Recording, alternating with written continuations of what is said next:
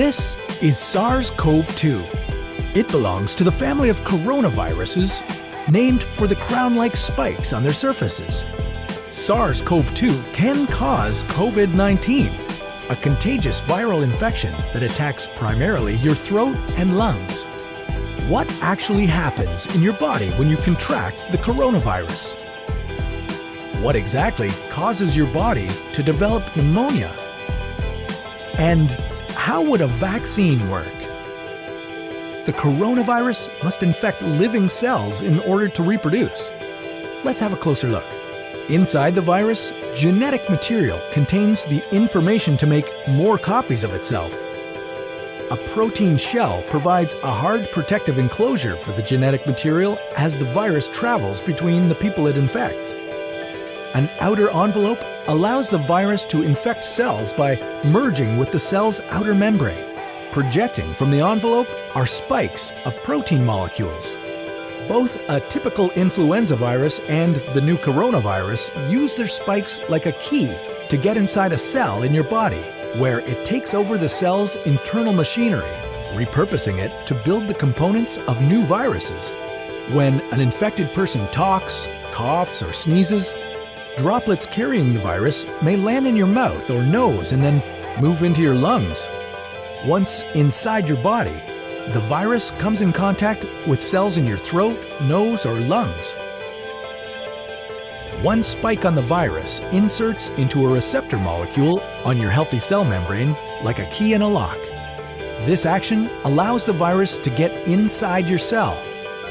A typical flu virus would travel inside a sac made from your cell membrane to your cell's nucleus that houses all its genetic material. The coronavirus, on the other hand, doesn't need to enter the host cell nucleus. It can directly access parts of the host cell called ribosomes. Ribosomes use genetic information from the virus to make viral proteins, such as the spikes on the virus's surface. A packaging structure in your cell then carries the spikes in vesicles which merge with your cell's outer layer, the cell membrane. All the parts needed to create a new virus gather just beneath your cell's membrane. Then, a new virus begins to bud off from the cell's membrane. Now, with the virus spreading in your body, how can you develop pneumonia symptoms? For this, we'll have to look into your lungs. Each lung has separate sections called lobes.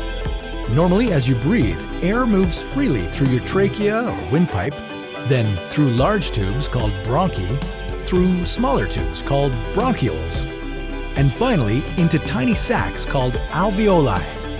Your airways and alveoli are flexible and springy. When you breathe in, each air sac inflates like a small balloon. And when you exhale, the sacs deflate. Small blood vessels called capillaries surround your alveoli. Oxygen from the air you breathe passes into your capillaries, and then carbon dioxide from your body passes out of your capillaries into your alveoli so that your lungs can get rid of it when you exhale. Your airways catch most germs in the mucus that lines your trachea, bronchi, and bronchioles. In a healthy body, hair-like cilia lining the tubes constantly push the mucus and germs out of your airways, where you might expel them by coughing. Normally, cells of your immune system attack viruses and germs that make it past your mucus and cilia and enter your alveoli. However, if your immune system is weakened, like in the case of a coronavirus infection, the virus can overwhelm your immune cells, and your bronchioles and alveoli become inflamed as your immune system attacks the multiplying viruses. The inflammation can cause your alveoli to fill with fluid, making it difficult for your body to get the oxygen it needs. You could develop lobar pneumonia, where one lobe of your lungs is affected, or you could have bronchopneumonia that affects many areas of both lungs. Pneumonia may cause difficulty breathing, chest pain, coughing, fever and chills, confusion, headache, muscle pain, and fatigue. It can also lead to more serious complications. Respiratory failure occurs when your breathing becomes so difficult that you need a machine called a ventilator to help you breathe. These are the machines that save lives and that medical device companies currently ramp up production for.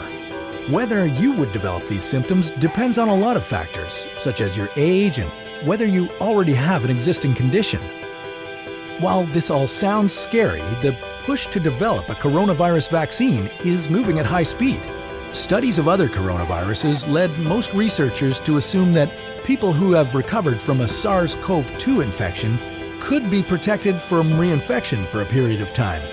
But that assumption needs to be backed by empirical evidence, and some studies suggest otherwise. There are several different approaches for a potential vaccine against the coronavirus. The basic idea is that you would get a shot that contains faint versions of the virus. The vaccine would expose your body to a version of the virus that is too weak to cause infection, but just strong enough to stimulate an immune response. Within a few weeks, cells in your immune system would make markers called antibodies, which would be specific for only the coronavirus, or specifically its spike protein. Antibodies then attach to the virus and prevent it from attaching to your cells. Your immune system then responds to signals from the antibodies by consuming and destroying the clumps of viruses. If you then catch the real virus at a later stage, your body would recognize it and destroy it. In other words, your immune system is now primed. Collecting evidence on whether this will be possible, safe, and effective is part of what's taking researchers so long to develop a vaccine.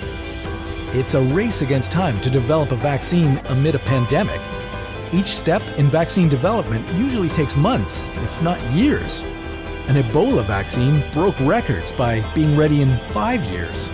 The hope here is to develop one for the new coronavirus in a record-breaking 12 to 18 months. While all of this will take time, stay home if you can, to protect the most vulnerable.